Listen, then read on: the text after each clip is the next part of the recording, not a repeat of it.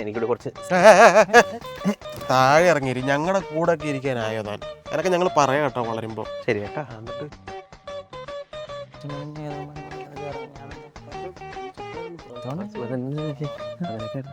എങ്ങോട്ടാ? എന്താ അവിടെ ഇവിടെ ഇത്തവണ ഞാനാ ഡിഫിക്കൽറ്റി. ഇവിടെ അവരടുത്തമാര് കയറി വരുന്നതാണ്.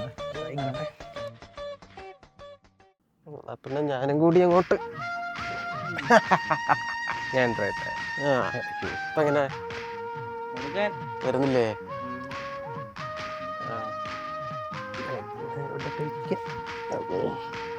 അതെ കേറി ഇങ്ങോട്ട്. ഇപ്പൊ നമ്മളെല്ലാരും ലെവല്. നമുക്ക് ഫോട്ടോ എടുത്താലോ? 10th കഴിഞ്ഞ് സയൻസ് ഹയർ സെക്കൻഡറിയിൽ ചൂസ് ചെയ്തിരിക്കുന്ന മക്കളോടാണ് എനിക്ക് ഒരൊറ്റ ചോദ്യം ചോദിക്കാനുള്ളത്. ആക്ച്വലി ഈ ബോർഡ് എക്സാമും എൻട്രൻസ് എക്സാമും തമ്മിൽ ഒരുപാട് വ്യത്യാസങ്ങളുണ്ടോ? ഡിഫിക്കൽട്ടി ലെവലായിരിക്കും പലരുടെ മനസ്സിലേക്ക് ആദ്യം വരിക. ബോർഡ് എക്സാം കുറച്ചുകൂടി ഈസിയാണ്, എൻട്രൻസ് എക്സാം വളരെ ടഫാണ് എന്നൊരു വിദ്യാധാരണയിലായിരിക്കും പലരും ഇരിക്കുന്നുണ്ടാവുക.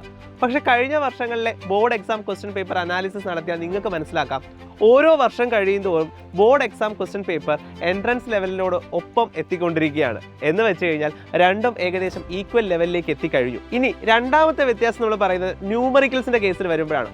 ബോർഡ് എക്സാമിന് ന്യൂമറിക്കൽസ് കുറവും, അതേസമയം എൻട്രൻസിൽ ഒരുപാട് ന്യൂമറിക്കൽ പ്രോബ്ലംസ് നമ്മൾ ചെയ്യേണ്ടതായിട്ടുണ്ട് എന്നുള്ളതായിരിക്കും രണ്ടാമത്തെ ഒരു ഡിഫറൻസ് എന്ന് പറയുന്നത്. പക്ഷേ അവിടെയും ബോർഡ് എക്സാം ഓരോ വർഷം കഴിയുന്നതോറും ന്യൂമറിക്കൽസിൻ്റെ എണ്ണം കൂട്ടി വരികയാണ്. കഴിഞ്ഞ വർഷത്തെ ബോർഡ് എക്സാം ക്വസ്റ്റ്യൻ പേപ്പറിൽ ഒരുപാട് ന്യൂമറിക്കൽ ക്വസ്റ്റ്യൻസ് ഉണ്ടായിരുന്നു. സോ അങ്ങനെ നോക്കിയാലും ബോർഡ് എക്സാം ഇപ്പോൾ എൻട്രൻസ് എക്സാമിനോട് അടുത്ത് വന്ന് നിൽക്കുകയാണ്. ഇനി പഠിക്കേണ്ട ടോപ്പിക്ക് നോക്കിയാലോ, രണ്ടിടത്ത് നമുക്ക് പഠിക്കേണ്ട സിലബസും എല്ലാ കാര്യങ്ങളും ഒന്ന് തന്നെയാണ്, പഠിക്കേണ്ട ടെക്സ്റ്റ് ബുക്കും NCERT തന്നെയാണ്. സോ രണ്ടിനും ഒരേ പ്രിപ്പറേഷൻ തന്നെ മതിയാകും. നമുക്ക് ബോർഡ് എക്സാം ക്രാക്ക് ചെയ്യാം, അതിനോടൊപ്പം തന്നെ എൻട്രൻസും ക്രാക്ക് ചെയ്യാൻ സാധിക്കും. ആകെയുള്ള വ്യത്യാസം എന്ന് പറയുന്നത് നമ്മുടെ ബോർഡ് എക്സാം ഡിസ്ക്രിപ്റ്റീവ് ആണെങ്കിൽ അതേസമയം എൻട്രൻസ് എക്സാം ഒബ്ജക്റ്റീവ് ആണ്. ബോർഡ് എക്സാമിന് നെഗറ്റീവ് മാർക്കിംഗ് ഇല്ല, പക്ഷേ എൻട്രൻസ് എക്സാമിന് നെഗറ്റീവ് മാർക്കിംഗ് ഉണ്ട്.